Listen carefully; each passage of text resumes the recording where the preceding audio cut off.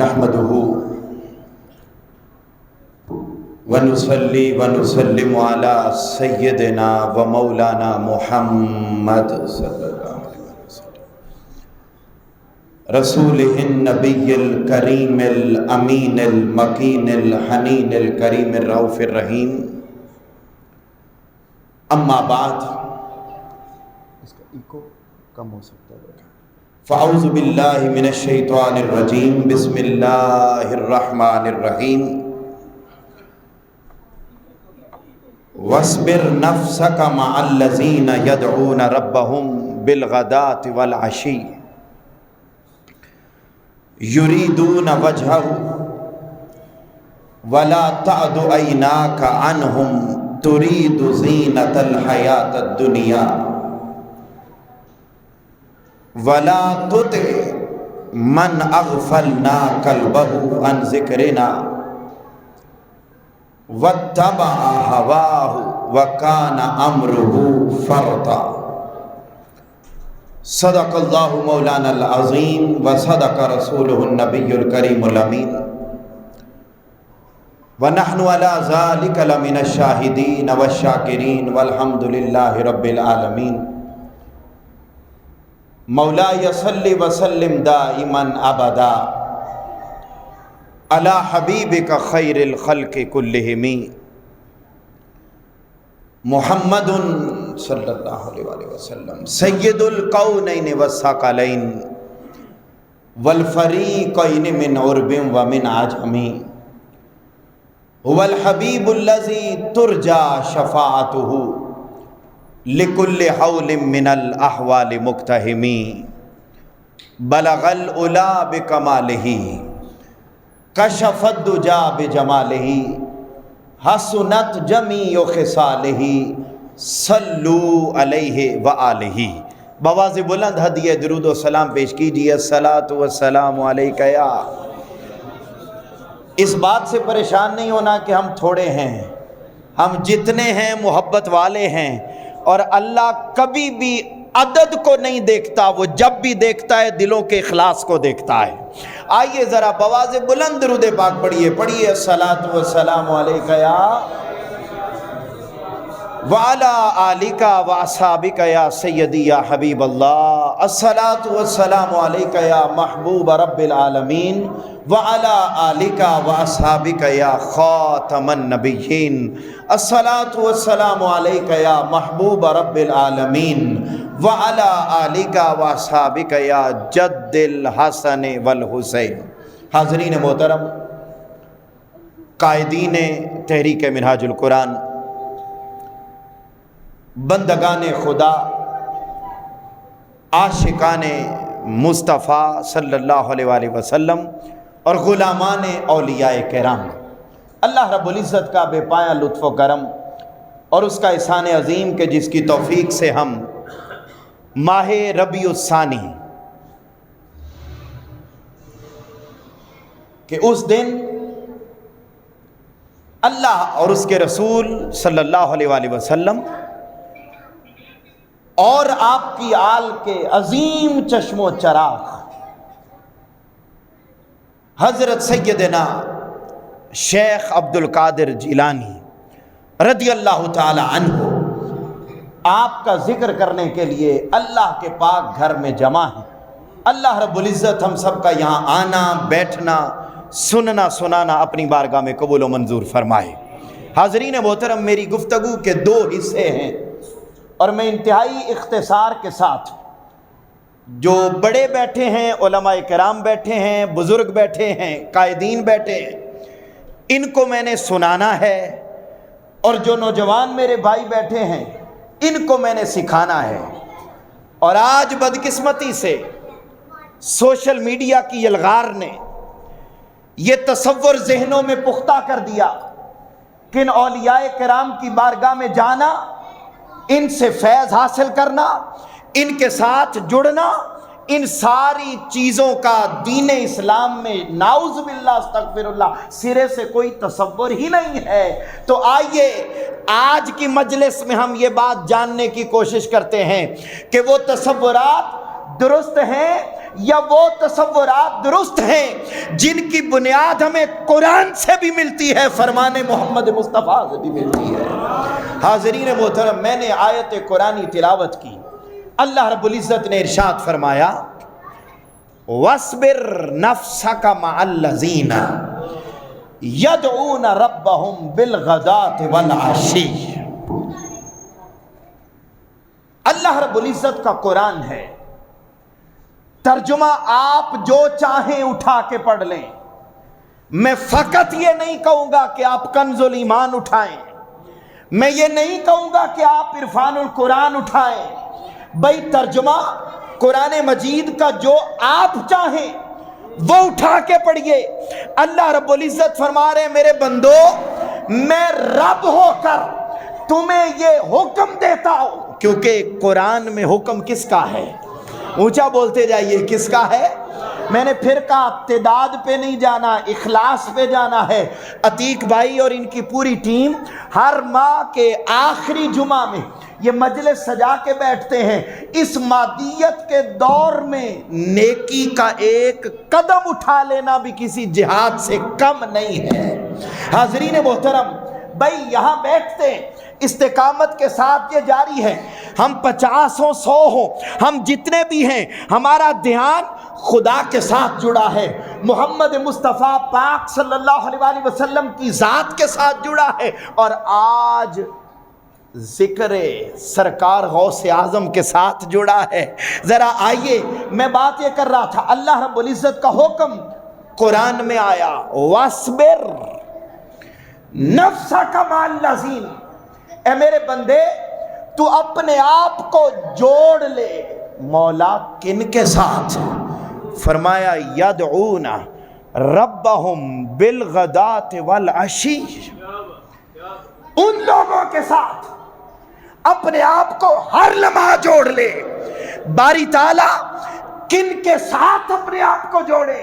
فرمایا ان لوگوں کے ساتھ اپنے آپ کو جوڑ لے یدعون ربہم، جو تمہیں کسی مال کی طرف نہیں بلاتے، جو تمہیں کسی مادی خواہش کی طرف نہیں بلاتے۔ مولا وہ کس کی طرف بلاتے ہیں؟ فرمایا وہ جب بھی بیٹھتے ہیں تو میرا ذکر کرتے ہیں، وہ چلتے ہیں تو میرا ذکر کرتے ہیں، وہ گفتگو کرتے ہیں میرا ذکر کرتے ہیں۔ فرمایا جو ہر لمحہ میرا ذکر کرتے رہے، اے میرے بندے تو ان کے ساتھ جڑ جا۔ مولا جب ہم ان کے پاس جائیں گے تو ملے گا کیا؟ مولا بندے ہم تیرے، بھائی ہم تو نماز پڑھتے ہیں تو کس لیے پڑھتے ہیں؟ کون ملے؟ اونچا بولیے، کون ملے؟ ہم روزہ رکھتے ہیں، سارا دن بھوک اور پیاس برداشت کرتے ہیں، بھائی گرمی ہو یا سردی، ہر موسم میں مولا کی تلاش کے لیے کرتے ہیں۔ ہم حج کا سفر کرتے ہیں، ہم جہاد کا سفر کرتے ہیں، ہم دنیا اور دین کی خدمت کے لیے، مخلوق کی خدمت کے لیے مشکلات برداشت کرتے ہیں، کس لیے کہ کون مل جائے؟ بھئی سارا کچھ اللہ کی رضا کے لیے کریں کہ مولا تیری رضا مل جائے۔ ہم تو تجھے ڈھونڈتے پھرتے اور تو کہتا ہے میری طرف بعد میں آنا، پہلے ادھر جاؤ یدعون ربہم، پہلے ادھر جا جو تجھے میری طرف بلاتے ہیں۔ مولا ڈائریکٹ کیوں نہیں؟ بھائی تو کیا ہے، نحن اقرب الیہ من حبل الورید، کہ ہم تمہاری شاہ رکھ کے بھی زیادہ قریب ہیں۔ اب کتنا قریب ہے وہ وہی جانتا ہے، مگر وہ شاہ رکھ سے بھی زیادہ قریب ہے۔ مولا تو ہر وقت ہمارے پاس رہتا ہے، ہم تیرے بندے، ہم ہر وقت تیرے پاس رہتے ہیں، یہ سارا قربت کا ماحول ہونے کے باوجود بھی تو رب ہو کے کہتا ہے پہلے ادھر جا۔ جن کا چہرہ ہر وقت کسی اور کی تلاش میں نہیں رہتا، ہر وقت وہ اپنے مولا کے مکھڑے کے طلبگار رہتے ہیں۔ مولا ایسا کیوں؟ بھائی ہم تو تیری مدد مانگتے ہیں، ہم تو تیری عبادت کرتے ہیں، ہم تو تیری رضا کی طلب میں رہتے ہیں۔ تو خالق کائنات ہو کر، رب کائنات ہو کر، قادر مطلق ہو کر، مولا تو ہمیں ان بندوں کی طرف بھیجتا ہے، ایسا کیوں؟ تو جواب آیا، آؤ میرے بندو تمہیں سمجھاتا ہوں کہ میں رب ہو کر تمہیں ادھر کیوں بھیجتا ہوں، میں رب ہو کر تمہیں ان کی طرف کیوں کہتا ہوں کہ ادھر جاؤ۔ جواب آیا، آ جاؤ، یہ جو میں تمہیں ادھر بھیج رہا ہوں نا اپنے بندوں کی طرف، اس کے تمہیں 2 فائدے ہوں گے۔ اونچا بولیے، کتنے فائدے ہوں گے؟ میں نے ابھی آپ کے سامنے آیت رکھی کہ اللہ رب العزت فرما رہے ہیں میرے بندو اپنے آپ کو ان لوگوں کے ساتھ جوڑ لو جو ہر وقت کس کا ذکر کرتے ہیں، کس کی طرف بلاتے ہیں اور کس کے مکھڑے کے طلبگار رہتے ہیں؟ اللہ کے۔ ان کے ساتھ جڑ جاؤ، ان کی مجلس میں۔ اور یہ بات بڑی توجہ طلب ہے، کیسے بیٹھے ان کی مجلس میں؟ فرمایا یریدون وجہہ ولا تعد عیناک عنہم۔ جب تم ان کی مجلس میں جاؤ تو ٹک ٹکی باندھ کے ان کے چہرے کو تکتے رہنا، ایک لمحے کے لیے بھی اپنی آنکھ کو جھپکنے نہ دینا۔ مولا اتنی توجہ کے ساتھ، اتنی محبت کے ساتھ، اتنے انہماک کے ساتھ ہم ان کے بارگاہ میں کیوں بیٹھے؟ فرمایا ادھر آؤ، جو میرا محبوب بولتا ہے نا، یاد رکھ لینا میرا محبوب اس وقت تک بولتا ہی نہیں ہے جب تک میں مولا کی مرضی نہ ہو جائے۔ آؤ، اس سوال کا جواب میں تمہیں اپنے محبوب کی زبان سے دیتا ہوں۔ پتہ ہے کیا فائدے ہوں گے؟ میں نے بتایا کتنے فائدے ہوں گے؟ 2۔ پہلا فائدہ دنیا میں ملے گا، دوسرا فائدہ آخرت میں ملے گا۔ آئیے پہلے بات کرتے ہیں اس فائدے کی جو ہمیں اللہ والوں کا ذکر کرنے، ان کی مجلس میں بیٹھنے اور ان کی زیارت کرنے اور ان کی صحبت میں بیٹھنے کا جو دنیا میں فائدہ ملے گا۔ فرمایا پہلا فائدہ یہ ہوگا کہ تاجدار کائنات صلی اللہ علیہ وآلہ وسلم نے ارشاد فرمایا کہ میری امت کے جو نیک اور صالح لوگ ہیں، جو نیک اور صالح لوگ ہیں وہ کوئی عام نہیں ہے۔ فرمایا جو بندہ، جو میرا امتی میری امت کے صلحاء کا ذکر کرتا ہے، اللہ ان کا ذکر کرنے کے صدقے سے اللہ اس بندے کے دل پر اپنے مولا کا ذکر جاری فرما دیتا ہے۔ حاضرین محترم، آج اگر ہم سیدنا شیخ عبد القادر جیلانی کا ذکر کرتے ہیں، آج اگر ہم سیدنا جنید بغدادی کا ذکر کرتے ہیں، آج اگر ہم داتا گنج بخش علی حجویری کا ذکر کرتے ہیں، آج اگر ہم سیدنا بابا فرید الدین گنج شکر کا ذکر کرتے ہیں، الغرض کل اولیاء جن جن کا ذکر ہم کرتے چلے جاتے ہیں، جیسے جیسے بندہ اللہ کے نیک بندوں کے ذکر کے قریب ہو جاتا ہے، وہ ذکر بندے کو اٹھا کے مولا کے قریب کر دیتا ہے۔ اور صرف یہی نہیں، اس سے بھی آگے بڑھتے ہیں۔ یہ جو فرمایا کہ میرے بندوں کی صحبت میں بیٹھو، اور یہ حدیث پاک امام طبرانی نے معجم الکبیر میں بیان کی، پھر یہی حدیث امام احمد بن حنبل نے اپنی مسند میں بیان کی، یہی حدیث امام ابو یعلا نے مجمع الزوائد میں بیان کی، امام حیثمی نے، پھر اسی طریقے سے یہی حدیث امام طبرانی نے۔ حدیث پاک سنیے کہ یہ جو اللہ والوں کا ذکر ہے، اس کا فائدہ کیا ہوتا ہے؟ فرمایا ان اولیائی من عبادی و احبائی من خلقی الذین یذکرون بذکری، پھر فرمایا وَأَذْكُرْ بِذِكْرِهِمْ۔ تاجدار کائنات صلی اللہ علیہ وآلہ وسلم نے فرمایا کہ جب میری امت کے کسی ولی کا ذکر کیا جاتا ہے تو یاد رکھ لیں یہ ذکر کوئی عام ذکر نہیں ہوتا، بندہ ذکر بندے کا کرتا ہے، بندہ ذکر کسی اللہ کے نیک بندے کا کرتا ہے، بندہ ذکر کسی فرید کا کرتا ہے، بندہ ذکر کسی غوث کا کرتا ہے، کسی کلندر کا کرتا ہے، کسی لجپال کا کرتا ہے۔ فرمایا جب وہ بندہ ادھر دنیا میں ذکر تو بندے کا کرتا ہے، قیامت کے دن جب نامہ اعمال کھلے گا تو یہ نہیں لکھا ہوگا کہ اس نے ذکر بندے کا کیا، بلکہ ذکر بندے کا کرے گا، اجر وہ خدا کے نام کے ذکر کا حاصل کر لے گا۔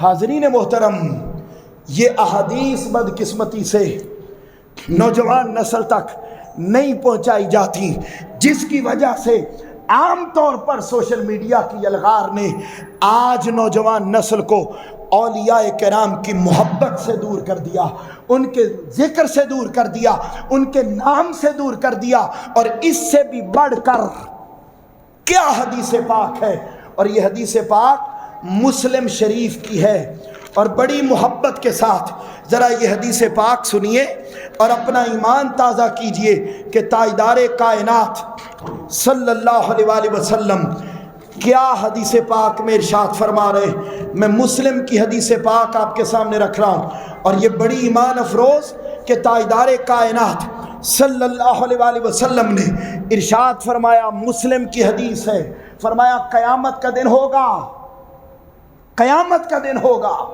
قیامت کے دن جب کوئی سایہ نہیں ہوگا، کوئی سایہ نہیں ہوگا، ہر کوئی نفسا نفسی کے عالم میں ہوگا۔ یوم یفر المرء من اخی، بھائی بھائی بھائی سے بھاگ رہا ہوگا، باپ اپنے بیٹے سے بھاگ رہا ہوگا، ماں اپنی بیٹی سے بھاگ رہی ہوگی، کوئی رشتہ کام نہیں آئے گا۔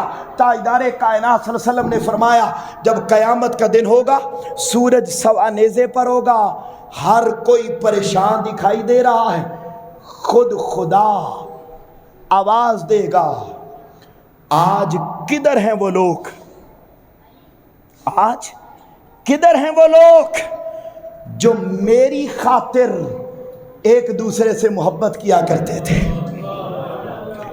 بڑی سادہ سی بات ہے، مجھے بتائیے آج اگر ہم سرکار غوث پاک کا ذکر کر رہے ہیں تو کس کے لیے کر رہے ہیں؟ اونچا ہاتھ کھڑا کر کے بتائیے کس کی خاطر کر رہے ہیں؟ اونچا اونچا بتائیے کس کی خاطر کر رہے ہیں؟ اللہ کی خاطر۔ آج اگر ہم بابا فرید الدین گنج شکر کا ذکر کرتے ہیں تو کس کے لیے کرتے ہیں؟ ہاتھ کھڑا کر کے بتائے نا، گواہ ہو جائے، اللہ کے لیے۔ آج اگر ہم فضیل ابن عیاض کا تذکرہ کریں، رابعہ بصریہ کا ذکر کریں، حضرت ذنون مصری کا ذکر کریں، حبیب عجمی کا ذکر کریں، حضرت خواجہ حسن بصری کا ذکر کریں، کل اولیاء کا ذکر کرے، اور اولیاء کے امام مولا کائنات مولا علی المرتضیٰ کا ذکر کرے، بھائی کل اولیاء کا ذکر کرے، تو کس کی خاطر کرتے ہیں؟ ان ساروں کے ساتھ محبت اگر کی جاتی ہے تو کس کی وجہ سے کی جاتی ہے؟ کوئی اور وجہ؟ قربان جاؤں، ایسے ہر وقت کہتے ہیں بخاری اور مسلم سے دکھاؤ، یہ جملے بڑوں کے لیے نہیں ہیں، یہ جملے نوجوانوں کے لیے۔ ہر لمحہ کہا جاتا ہے بخاری اور مسلم سے دکھاؤ، تو بابا کیا یہ حدیث بخاری مسلم میں نہیں ہے؟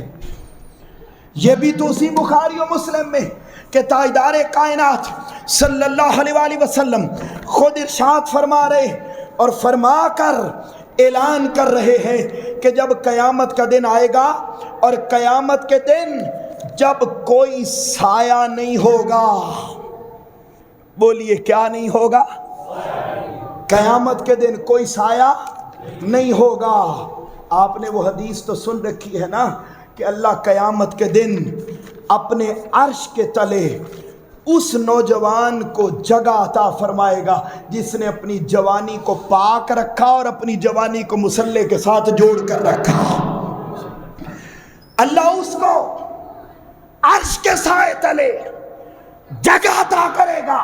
بھئی جہاں یہ حدیث بخاری و مسلم میں آئی، وہاں یہ حدیث بھی مسلم میں آئی، اور تاجدار کائنات نے فرمایا جب قیامت کے دن کوئی سایہ نہیں ہوگا، نفسا نفسی کے عالم میں ہوگا، خود خدا آواز دے گا اور آواز دے کر فرمائے گا کدھر ہیں آج وہ لوگ جو دنیا میں رہتے تھے مگر میری خاطر وہ ایک دوسرے سے محبت کرتے تھے۔ اونچا بولیے میری خاطر ایک دوسرے سے، اونچا بولیے میری خاطر ایک دوسرے سے محبت کرتے تھے۔ فرمایا آج انہیں پریشان ہونے کی ضرورت نہیں ہے، وہ آ جائیں، آج میں رب ہو کر، جب کوئی سایہ نہیں ہے میں رب ہو کر آج انہیں اپنے عرش کا سایہ عطا فرماتا ہوں۔ بھی اسی مسلم میں آیا، اور یہ بھی اسی بخاری میں آیا کہ تاجدار کائنات صلی اللہ علیہ وآلہ وسلم کے پاس ایک شخص آیا اور آ کر اس نے سوال کیا، جاء رجل الی رسول اللہ صلی اللہ علیہ وآلہ وسلم، تاجدار کائنات صلی اللہ علیہ وسلم کی خدمت میں ایک شخص آیا، یہ بخاری کی حدیث سنا رہا، آیا اور آ کر عرض کرنے لگا، فقال یا رسول اللہ صلی اللہ علیہ وسلم کیف نقول، آپ اس شخص کے بارے میں کیا کہتے ہیں، فی رجل، اس شخص کے بارے میں کیا کہتے ہیں، احب قوما ولم یلحق بہم، کہ اس کا تعلق کسی قوم سے ہو مگر وہ اس سے ملا نہ ہو مگر اس سے محبت کرتا ہو۔ میری بات کو توجہ سے سنیے، فرمایا اس شخص کے بارے میں آپ کیا فرماتے ہیں کہ جس نے کبھی براہ راست اس سے ملاقات نہیں کی مگر پھر بھی وہ سنا ہے بس کہ کوئی فرید ہے، بس سنا ہے کہ کوئی خواجہ اجمیر ہے، بس سنا ہے کہ کوئی خواجہ حجویر ہے، بس سنا ہے کہ کوئی غوث العظم ہے۔ فرمایا ملاقات لم یلحق بہم، ملاقات کوئی نہیں کی، فیس ٹو فیس ملا نہیں ہے، بس نام سنا ہے کہ کوئی ہے۔ فرمایا اس کے بارے میں کیا ہے، فقال رسول اللہ صلی اللہ علیہ وسلم، آپ نے جواب ارشاد فرمایا، اے مجھ سے سوال کرنے والے سن، المرء مع من احبہ، ملاقات نہیں کی مگر جب قیامت کا دن آئے گا نا تو قیامت کے دن وہ بندہ اسی کے ساتھ ہوگا جس سے دنیا میں رہ کر محبت کیا کرتا تھا۔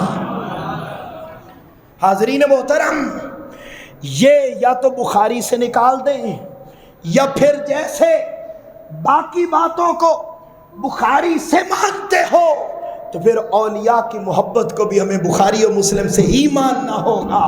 حاضرین محترم، پوچھا باری تعالیٰ ہم کیوں جائیں ان کی طرف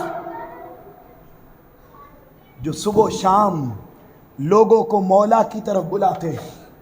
یہاں تھوڑی سی مس انڈرسٹینڈنگ ہو گئی بہت سارے لوگوں کو جہالت کی بنیاد پر، اور انہوں نے ہر جبہ پہنے ہوئے کو نیک سمجھا اور ہر ٹوپی والے کو نیک سمجھا اور ہر ڈبہ پیر کو اور ہر بھینسا پیر کو اور ہر عجیب و غریب، اب میں تو نام بھی نہیں بول سکتا، یا تو کوئی ایٹ پیر ہے، کوئی فلاں پیر ہے، کوئی فلاں پیر۔ بابا قرآن نے ایک شرط لگا دی، فرمایا جو بندہ مریدوں کا طالب ہو، جو بندہ مال و دولت کا طالب ہو، جو بندہ اپنے فضائل اور مناقب اور کرامات اور اپنی عزت و شان کا طلبگار ہو، فرمایا وہ بندہ نہیں، کون سا، یدعون ربہم فرمایا میں تمہیں ان لوگوں کی طرف آنے کا کہہ رہا ہوں جو صبح بھی بندوں کو میری طرف آنے کے لیے بلاتے ہیں، شام بھی فقط میرے مکھڑے کے طلبگار دکھائی دیتے ہیں۔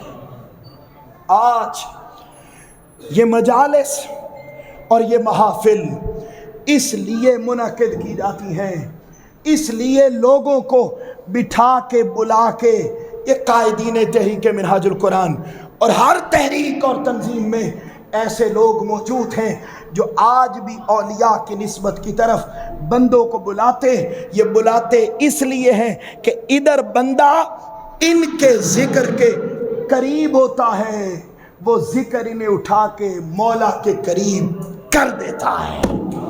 حاضرین محترم، یہی وجہ ہے کہ وہ بڑی خاص بات کی چنگیاں دی۔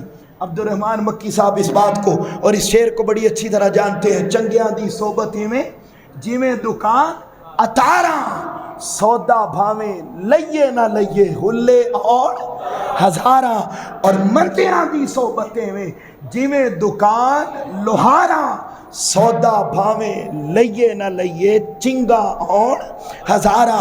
جب ہم کسی اللہ والے کی بارگاہ میں پہنچتے ہیں، بدقسمتی سے آج نوجوان نسل جو بگڑی اور جو ہدایت کے راستے سے ہٹی، صرف ایک وجہ تھی کہ ان کی صحبت تبدیل ہو گئی۔ اور آج کی سب سے بڑی صحبت آج کے دور کی وہ یہ فیس بک اور یہ موبائل کی سکرین، یہ بھی سب سے بڑی صحبت ہے۔ آج اگر ہم نے اپنی نوجوان نسل کو اور اپنی اولادوں کو، اپنے بہن بھائیوں کو اس صحبت کے ساتھ اور اس صحبت میں اچھی صحبت کے ساتھ ہم نے نہ جوڑا، تو یاد رکھ لے آج اگر مساجد میں باجماعت نماز ادا ہوتی ہے تو جتنے نوجوان نظر آتے ہیں وہ میں بھی جانتا ہوں اور آپ بھی جانتے ہیں، بڑے اور بزرگ نظر آتے ہیں۔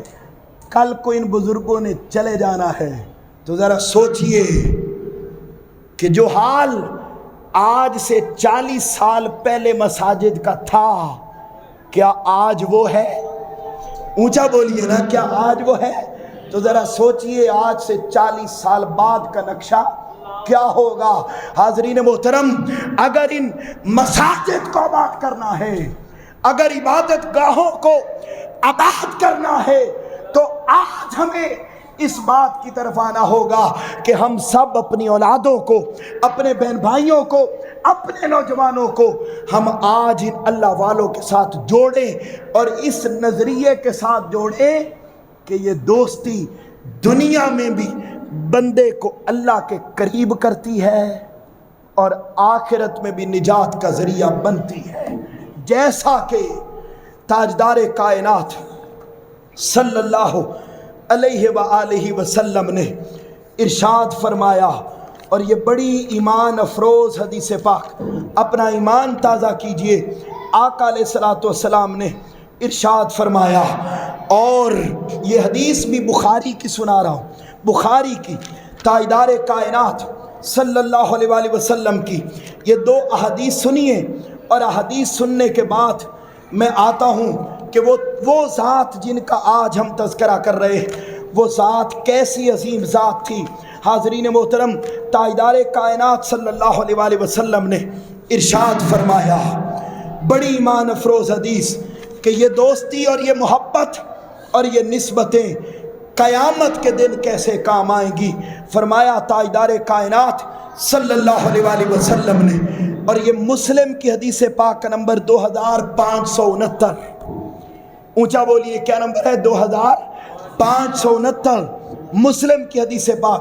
سیدنا ابو ہریرہ رضی اللہ تعالیٰ عنہ روایت کرتے ہیں کہ ایک شخص وہ صرف اس غرض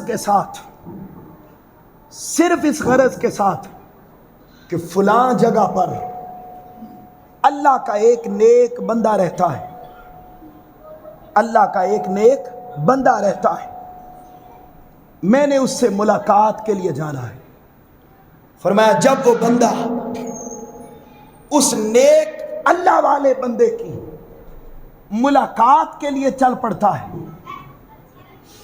تو رستے میں اللہ ایک فرشتے کو بھیجتا ہے اور فرشتے کو بھیج کر اس بندے سے سوال کرتا ہے کہ اے بندے تو کہاں جا رہا ہے؟ وہ کہتا ہے میں فلاں اللہ والے سے ملاقات کے لیے جا رہا ہوں، فلاں اللہ والے سے ملاقات کے لیے جا رہا ہوں۔ پھر اچھا کیا تم نے اس سے کوئی چیز لینی ہے؟ کوئی تیرا دنیاوی کام ہے اس سے؟ کسی غرض سے جا رہا ہے؟ وہ جواب دیتا ہے نہیں، میں فقط اس لیے جا رہا ہوں کہ وہ کس کا بندہ ہے؟ اونچا ہاتھ کھڑا کر کے بولیے کس کا بندہ ہے؟ اللہ کا بندہ۔ بس اس لیے جا رہا ہوں کہ وہ اللہ کا بندہ ہے، میں اس سے ملاقات۔ اس کا مطلب ہے کہ تو اس سے محبت کرتا ہے؟ جی میں اس سے محبت کرتا ہوں، فقط اس لیے جا رہا ہوں کہ میں اس سے محبت کرتا ہوں۔ اللہ رب العزت کا وہ فرشتہ اللہ کی طرف سے جواب دیتا ہے اور فرماتا ہے لا غیر انی احببتہ فی اللہ، میرے دل میں اس بندے کے لیے اللہ کی غرض کے سوا کوئی مطالبہ، کوئی خواہش، کوئی کچھ بھی میرے دل میں نہیں، میں فقط اللہ کے لیے اس کے پاس جا رہا ہوں۔ اچھا اللہ کے لیے جا رہے ہو، اس کا مطلب ہے تم اللہ سے محبت کرتے ہو نا؟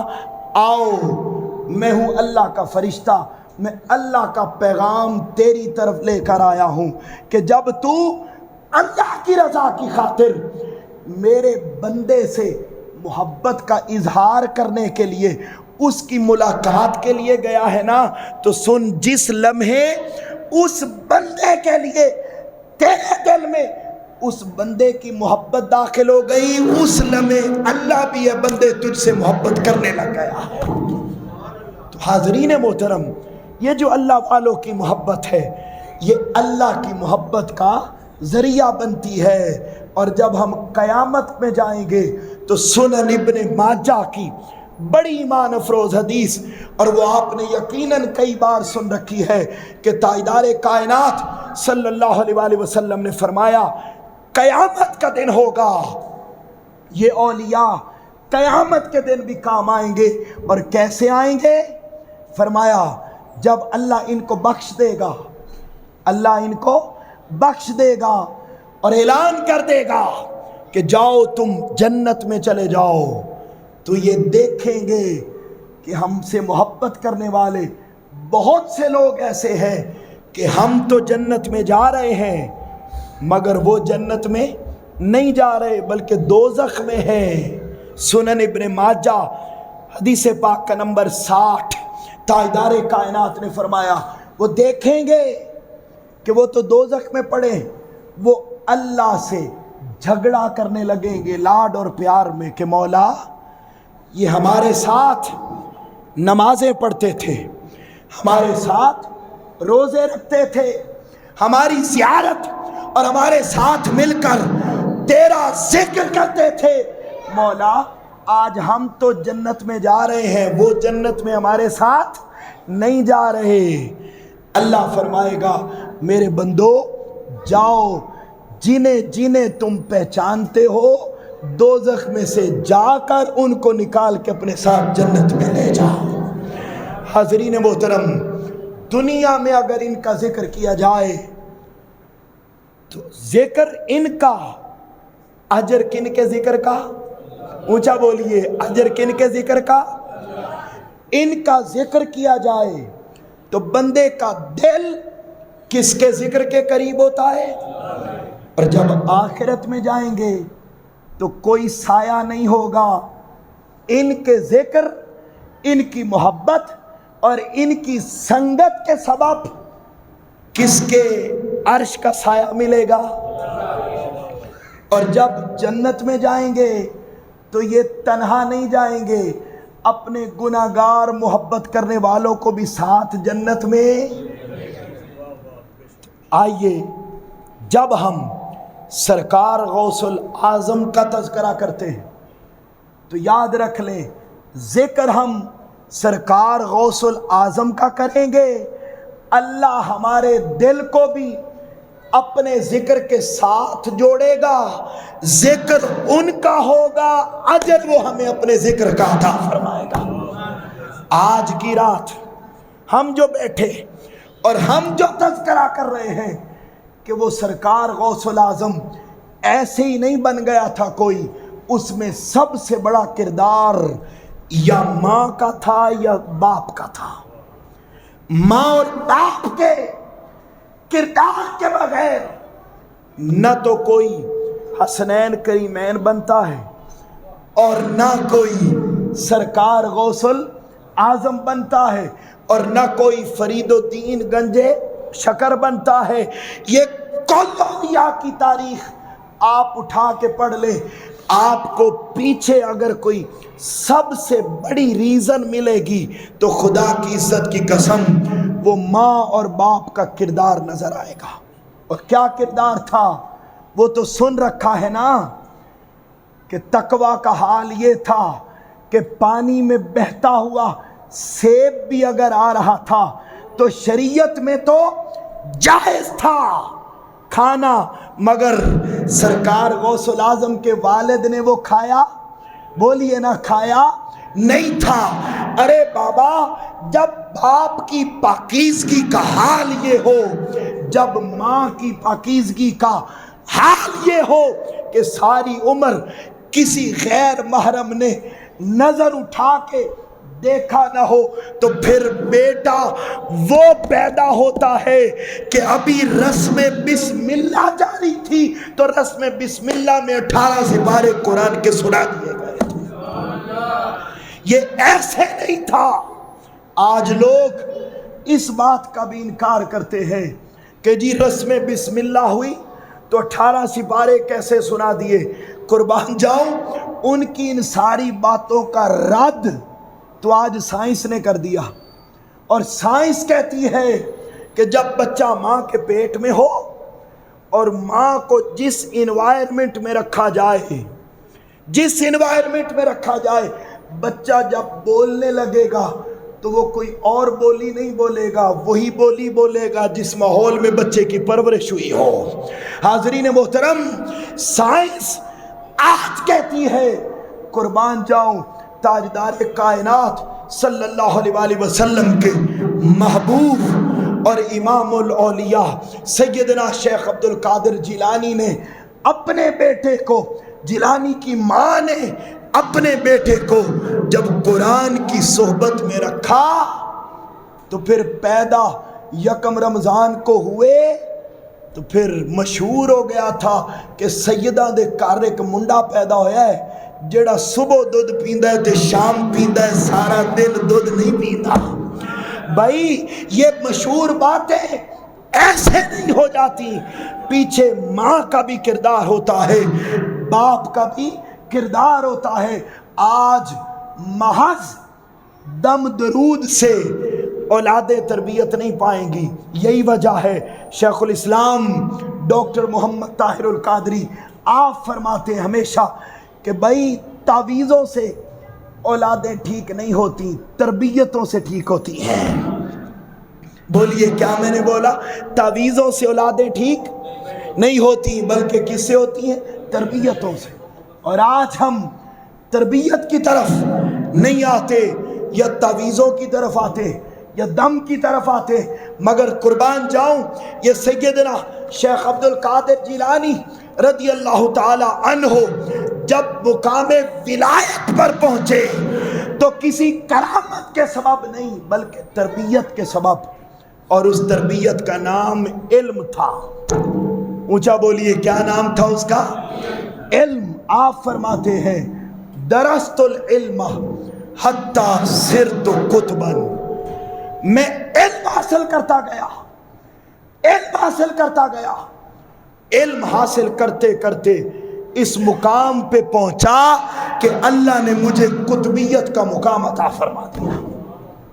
آج ہم معاشرے میں دیکھتے ہیں جو جتنا بڑا جاہل، جس کے پاس نہ قرآن کا علم، نہ حدیث کا علم، نہ ماڈرن سائنس کا علم، کوئی علم جس کے پاس نہیں ہوتا، بدقسمتی سے آج بھی ہم اسے اپنا پیر و مرشد اور رہنما بنا کے بیٹھے، اور الا ماشاءاللہ ہمارے مسلک میں یہ زیادہ چیز پائی جاتی ہے۔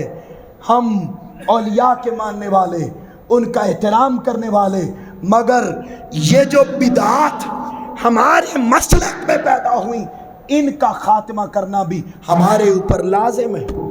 اور سیدنا شیخ عبد القادر جیلانی رضی اللہ تعالی عنہ، آپ کا حال تو یہ تھا کہ ایک دن کے اندر آپ 13 سبجیکٹ پڑھاتے تھے۔ بولیے کتنے سبجیکٹ؟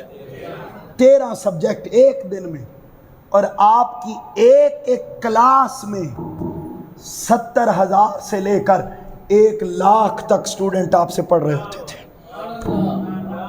ایک کلاس میں۔ اب علم کا حال تو یہ تھا، اب کرامت ماننے والے ذرا وہ بھی سنیں، علم کا حال یہ تھا کہ 70,000 سٹوڈنٹ منیمم اور میکسیمم 1,00,000 بیٹھا ہوا ہے، اور کرامت کا حال یہ تھا کہ سپیکر نہیں تھے، جتنی آواز پہلی لائن میں بیٹھے ہوئے کو آتی تھی آخری سٹوڈنٹ بھی اسی طرح اس آواز کو سنتا تھا۔ حاضرین محترم، اب کہیں گے یہ کیسے ہو گیا؟ تو بھائی لڑنے کی ضرورت نہیں ہے۔ اگر سلیمان علیہ السلام کی امت کا ولی وہ یمن سے ملکہ بلقیس کا تخت اٹھا کے لا سکتا ہے، میرا غوث منبر سے آخری بندے تک آواز کو بھی پہنچا سکتا ہے۔ حاضرین محترم، یہ وہ کرامت تھی کہ ہر کوئی سنتا، اور 13 سبجیکٹ پڑھاتے، اور آپ کے مدرسہ سے ہر سال 3,000 سٹوڈنٹ پڑھ کے فارغ التحصیل ہوتے، اور جب فلسطین فتح ہوا اور بیت المقدس فتح ہوا اور سلطان صلاح الدین ایوبی نے اس کو فتح کیا، تو قربان جاؤں سلطان صلاح الدین ایوبی کی فوج میں 70% تعداد وہ سرکار غوث العظم کے سٹوڈنٹس کی تھی۔ علم یہ تھا کہ ان کو فقط مصلی کا امام نہیں بنایا۔ یہ نکتہ سمجھانا چاہتا ہوں، آج مدارس میں بدقسمتی سے فقط دین سمجھایا جاتا ہے، اور دین بھی نہیں مسلک سمجھایا جاتا ہے۔ سیدنا امام احمد بن حنبل رضی اللہ تعالی عنہ، آپ نے فرمایا تھا کہ علماء کو فقط دین نہ پڑھاؤ، بلکہ ساتھ ساتھ مدارس میں ان کو ہنر بھی سکھاؤ۔ پوچھا بادشاہ نے ایسا کیوں؟ فرمایا اگر ان علماء کو فقط دین سکھایا اور ہنر نہ سکھایا، دین سکھایا تو یہ دین بیچیں گے، ہنر سکھایا تو ہنر بیچیں گے، دین سمجھائیں گے۔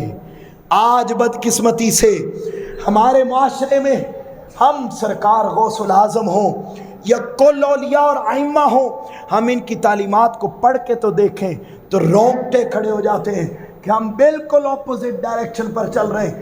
آج دین کو بھی بیچا جاتا ہے، نعت خوانی کو بھی بیچا جاتا ہے، قرآن کی تلاوت کو بھی بیچا جاتا ہے، مگر کل اولیاء کی یہ تعلیمات نہ تھی۔ فرمایا ان کو ایک طرف مصلی کا امام بنایا، ایک طرف سلطان صلاح الدین ایوبی کے عظیم سپہ سالار ان کے ساتھ انہیں شامل کیا اور بیت المقدس کو فتح کیا۔ اور آپ کے علم کا حال یہ تھا، آخری بات بڑی ایمان افروز، فرمایا علم کا حال یہ تھا کہ امام ابن جوزی ہوں۔ کون؟ امام ابن جوزی۔ اہل حدیث بھی انہیں مانتے ہیں، دیوبند بھی انہیں مانتے ہیں، اہل سنت بھی انہیں مانتے ہیں، اہل تشیع بھی انہیں مانتے ہیں، سارے مسلمان ان کے جتنے مسالک ہیں سب انہیں اپنا امام مانتے ہیں، وہ امام ابن جوزی۔ اور پھر ان کے ساتھ امام ابن قدامہ المقدسی اپنے زمانے کے بڑے بڑے ائمہ ہوئے. کہتے ایک روز امام ابن جوزی رضی اللہ تعالیٰ عنہ آ گئے سرکار غوث العظم کی بارگاہ میں. آپ کے علم کا مقام یہ تھا. آ گئے بارگاہ میں اور بارگاہ میں آ کر بیٹھے تو قرآن مجید کی تلاوت ہوئی. ادھر سرکار غوث العظم موجود ہیں رضی اللہ تعالیٰ عنہ. ادھر مجلس میں امام ابن جوزی بیٹھے, امام مقدسی بیٹھے, دیگر 100 بڑے ائمہ کی جماعت امام ابن جوزی کے ساتھ ہے. آ گئے کہ آج ذرا جا کے سنتے ہیں, بڑا شہرہ اور بڑا چرچا ہے سرکار غوث العظم کے علم کا, آج ذرا ہم بھی ان کی مجلس میں جا کے بیٹھتے. آ گئے, قرآن مجید کی تلاوت ہوئی. سرکار غوث العظم نے اس آیت کی ایک تفسیر کی. بولیے کیا کی؟ ایک تفسیر, تشریح کی اس کی. سرکار غوث العظم نے امام ابن جوزی سے پوچھا, اے امام ابن جوزی یہ تفسیر تمہیں آتی ہے؟ کہنے لگے یس آتی ہے. سرکار غوث العظم نے اسی آیت کی دوسری تفسیر کی. پوچھا یہ آتی ہے؟ آتی ہے.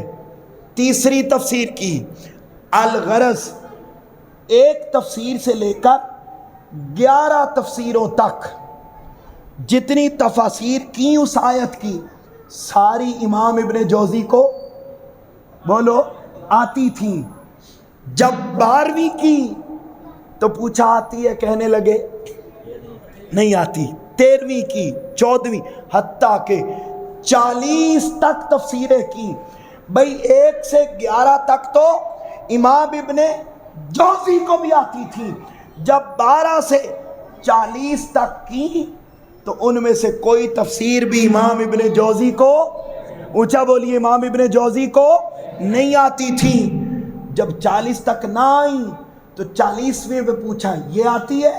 کہا حضور یہ بھی نہیں آتی. فرمایا اچھا یہ تو تفسیر تھی کال کی, یہ تھی کال کی یعنی کتابی تفسیریں. آؤ اب میں تمہیں حال کی تفسیریں سناتا ہوں, روحانی تفسیریں سناتا ہوں. حاضرین محترم, جس لمحے یہ سنا کہ ایک آیت کی تفسیر اور تشریح میں 40 تفسیریں کرنے کے بعد ابھی حال کا سفر اس کے بعد شروع ہونا ہے, امام ابن جوزی خش کھا کے گر گئے اور اپنے کپڑے پھاڑ لیے. کہا ہم اس مقام تک نہیں پہنچ سکتے, آج ہم نے بھی اپنی گردن کو جھکا دیا ہے. سرکار غوث العظم کے قدم ہماری گردنوں پر بھی آ گئے. حاضرین محترم, یہ مقام تھا علم میں.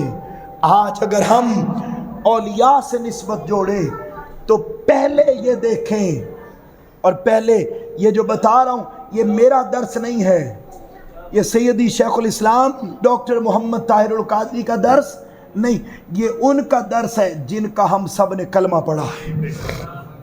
اور وہ کیا درس پڑھیے, امام طبرانی کو آخری جملہ اور حدیث پاک بیان کر کے بات کو ختم کر رہا ہوں. حاضرین محترم, تاجدار کائنات صلی اللہ علیہ وآلہ وسلم نے ارشاد فرمایا, پوچھا یا رسول اللہ صلی اللہ علیہ وسلم ہم کن کو اپنا دوست بنائیں؟ بولیے کیا؟ ہم کن کو اپنا, اونچا بولیے, ہم کن کو اپنا. تو کتنی نشانیاں بیان کی, اونچا بولیے, کتنی نشانیاں بیان کی. خطاب نہیں, بس ذرا بات کو سمجھیے. پوچھا کن کو اپنا دوست بنائیں, تو آقا نے کتنی نشانیاں بیان کی؟ 3. وہ یاد کر لیں. اور جس اللہ کے بندے میں یہ 3 چیزیں نظر آ جائیں, اس نیت کے ساتھ ان کے ساتھ جڑ جائیں. ہم قبلہ رفیق رضاوہ صاحب کو خوش آمدید کہتے ہیں. فرمایا اس نیت کے ساتھ ان کے ساتھ جڑ جائیں, اس نیت کے ساتھ کہ ہم ادھر جڑیں گے, یہ ہمیں وہاں جوڑ دیں گے. اور وہ کیا ہے؟ پہلی فرمایا ان کو اپنا دوست بناؤ, ان کو اپنا ولی بناؤ, ان کے ساتھ جڑو, ان کے ساتھ اپنی محبت کو بڑھاؤ. کن کو؟ کن کے ساتھ؟ فرمایا اذا رؤوا ذکر اللہ، جب آپ ان کا چہرہ دیکھیں تو آپ کو اللہ یاد آ جائے. اونچا بولیے، چہرہ دیکھو تو کون یاد آ جائے؟ بولیے، میں نے بتایا تھا کتنی نشانیاں ہیں ان میں؟ 3. پہلی نشانی کیا ہے؟ ان کا چہرہ دیکھو تو کون یاد آ جائے. دوسرا فرمایا ان کی مجلس میں بیٹھو تو تمہارے علم میں اضافہ ہو جائے. اور اگر ان کی مجلس میں بیٹھنے سے شریعت کا علم، دین کا علم اور سارے علم جاتے رہیں اور سیدھا یہ کہیں کہ ہماری نمازیں تو مدینہ میں ہوتی ہیں، ہم یہاں پڑھتے نہیں ہیں، اور یہ کہیں کہ جی بس ہماری دل کی نمازیں، تو یاد رکھ لیں ایسے لوگ، تاجدار کائنات صلی اللہ علیہ وسلم کا تو یہاں تک بھی فرمان ہے کہ کوئی ہوا میں اڑ کے آ جائے اور وہ آ کے آپ کو کہے کہ میں اللہ کا بندہ ہوں، تو پہلے یہ دیکھو کہ وہ شریعت پر عمل کرتا ہے یا نہیں کرتا.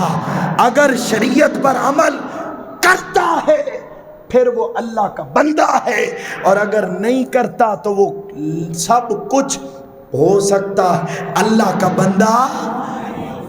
پھر فرمایا اس کی مجلس میں بیٹھو تو تمہارے علم میں اضافہ ہو جائے. اور آخری فرمایا اس کا عمل دیکھو تو تمہیں اپنی آخرت یاد آ جائے.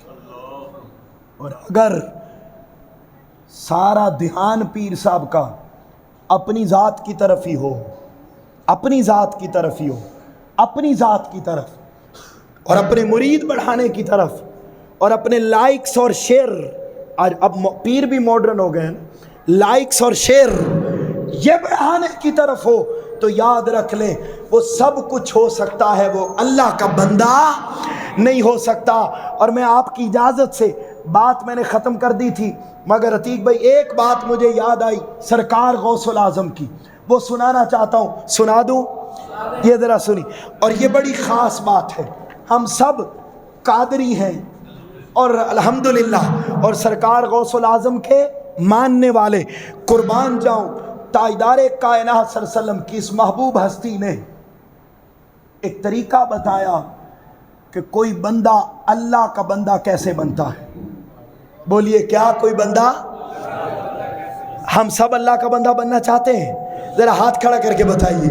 بننا چاہتے ہیں. ہم اسی لیے بیٹھے ہیں، اسی لیے ان کا ذکر کر رہے ہیں، اسی لیے ان کی مجلس میں بیٹھے، اور کوئی مقصد نہیں. اسی لیے ہم بیٹھے ہم اللہ کے بندے بن جائیں. قربان جاؤں تاجدار کائنات صلی اللہ علیہ وسلم نے ارشاد فرمایا، جو نشانیاں بیان کی کہ ان کا چہرہ دیکھو تو کون یاد آ جائے، ان کی مجلس میں بیٹھو تو علم میں اضافہ ہو جائے، اور ان کا عمل دیکھو تو آپ کو آخرت یاد آ جائے. سرکار غوث العظم رضی اللہ تعالی عنہ آپ نے بھی ایک طریقہ بتایا کہ کوئی بندہ اللہ کا بندہ کیسے بنتا ہے. فرمایا آپ نے کہ ایک وقت آئے گا ان کی حالت یہ ہوگی کہ ظاہر میں وہ جبہ اور قبہ میں ہوں گے، وَتَفْسِيرُ الْوُجُوهِ، وہ ہر وقت تسبیح بھی پھیر رہے ہوں گے، جبہ اور قبہ میں ہوں گے، اور ان کے چہرے بھی ظاہراً آنسو بہا بہا کے زرد ہو چکے ہوں گے، مگر فرمایا وہ پھر بھی اللہ کے بندے نہیں ہوں گے. پھر فرمایا وَجَمَعَ الْأَكْتَافِ، ان کا حال یہ ہوگا کہ وہ ہر وقت اپنے اوپر اللہ کی خشیت کا غلبہ بھی رکھیں گے، ظاہر میں وہ بڑے نیک دکھائی دیں گے مگر وہ حقیقت میں اللہ کے بندے نہیں ہوں گے. پھر فرمایا وَلَقْلَةِ اللِّسَانِ بِحِكَایَةِ الصَّالِحِينَ، آپ ان کے پاس بیٹھیں گے تو وہ آپ کو اللہ کے نیک بندوں کی باتیں بھی بڑی سنائیں گے مگر وہ اللہ کے بندے بولو نا نہیں ہوں گے. ہر وقت وہ اپنی انگلیوں کو بھی چلاتے ہوں گے اور ہر وقت اللہ اللہ ظاہراً بڑی کرتے ہوں گے، مگر فرمایا یہ سارا کچھ ظاہر میں تو کرتے ہوں گے، ان کا دل حقیقت میں مولا کے ساتھ جڑا ہوا نہیں ہوگا۔ فرمایا حقیقت میں اللہ کا بندہ وہ ہوگا جس کا دل حسد سے پاک ہو جائے، جس کا دل کینہ سے پاک ہو جائے، نفرت سے پاک ہو جائے۔ سیدنا شیخ عبد القادر جیلانی فرماتے ہیں کہ بھائی فقط ظاہری عبادت، فقط ظاہری ریاضت، فقط ظاہری خشیت، فقط ظاہری نماز یہ بندہ ہونے کی علامت نہیں ہے۔ بندہ تب بنتا ہے جب بندہ اخلاق محمدی کا پیکر بن جاتا ہے۔ جیسے جیسے بندہ اخلاق والا ہوتا جائے ویسے ویسے بندہ اللہ کے قریب ہوتا چلا جاتا ہے۔ حاضرین محترم، اللہ رب العزت سے دعا ہے کہ یہ جو اولیاء کی نسبت جس کا تذکرہ آج ہم نے کیا، یہ تذکرہ دنیا میں بھی ہمیں کام آئے، آخرت میں بھی کام آئے، اور جو تعلیمات سیدنا شیخ عبد القادر جیلانی رضی اللہ تعالیٰ عنہ نے عطا کی، اور وہ دو ہی چیزوں کے گرد گھومتی ہیں۔ ایک چیز ہے علم، بولیے ایک چیز ہے علم، اور دوسری چیز ہے اخلاق۔ اللہ رب العزت ہمیں اچھے اخلاق والا بھی بنائے اور صاحب علم بھی بنائے۔ اللہ رب العزت ان تعلیمات پر عمل پیرا ہو کر دنیا اور آخرت میں کامیابی اور کامرانی سے ہم کنار فرمائے۔ وما علینا الا البلاغ المبین۔